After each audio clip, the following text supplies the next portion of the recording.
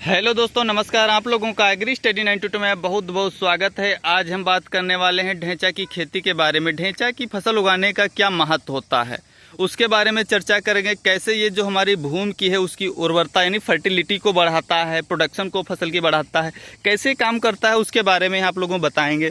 सबसे पहले कह सकते हैं जो ढेंचा है इसका वनस्पतिक नाम की बात करेंगे तो होता है इसका सस्बेनिया रोस्टेटा भी बोलते हैं, बिस्पिनोसा भी बोलते हैं इसको, और एकुलिएटा भी इसको बोलते हैं। इसकी कह सकते हैं विभिन्न वैरायटीज़ होती हैं ढैंचा की। ढैंचा ये क्या है, दलहनी पौधा है, फसल है, कुछ भी बोल सकते हैं।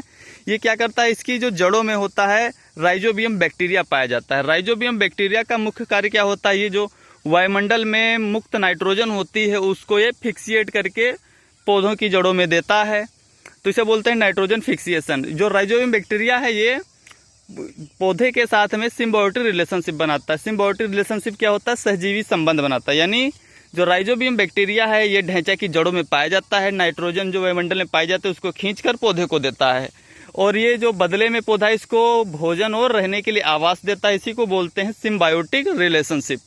और जो है पौधा की जो तना होता है, इसमें तने में आप देख सकते हैं इसमें अभी रोड नोड्यूल्स नहीं बनी हुई हैं। जब ये पौधा बड़ा हो जाएगा तो उसमें आप देखेंगे कि तनों पर भी छोटी छोटी गांठें बन जाती हैं।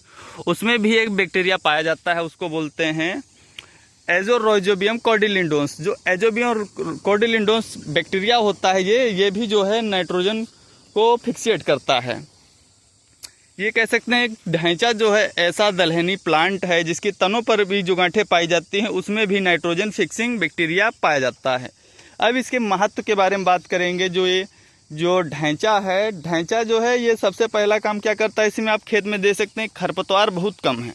यानी अगर यहाँ पर कोई दूसरी फसल अगर बोई होती तो इसमें बहुत सारे वीड्स होते, लेकिन ये क्या होता है, वीड्स की मात्रा को ये सप्रेस कर देता है। और इसकी सबसे खास बात ये होती है कि ये जो निमाटोड्स होते हैं, निमाटोड्स के द्वारा होने वाले डिजीजेज उनको भी कम कर देता है। इसे बोलते हैं रूट नॉट डिजीजेज जो होता है निमाटोड्स के द्वारा, उनको भी ये कंट्रोल कर देता है। इसलिए और ये ग्रीन मैन्यूर के रूप में यूज होता है, जिससे क्या होता है सॉइल फर्टिलिटी बढ़ती है, प्रोडक्शन बढ़ता है क्रॉप का।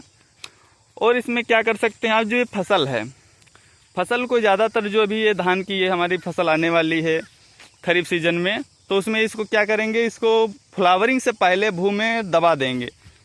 फ्लावरिंग से पहले इसको दबाना ज़्यादा उसे क्यों रहता है, क्योंकि इसमें न्यूट्रिशन की जो मात्रा होती है वो फ्लावरिंग में ख़त्म हो जाती है पौधों की। अगर इसको फ्लावरिंग से पहले मिला देंगे तो भूमि को ज़्यादा मात्रा में कह सकते हैं न्यूट्रिशन मिलेगा, और जो इसके जो गांठें होते हैं भी मुलायम होते हैं फ्लावरिंग स्टेज से पहले, तो ये जल्दी कह सकते हैं डिकम्पोज हो जाते हैं। ये फ़ायदा रहता है।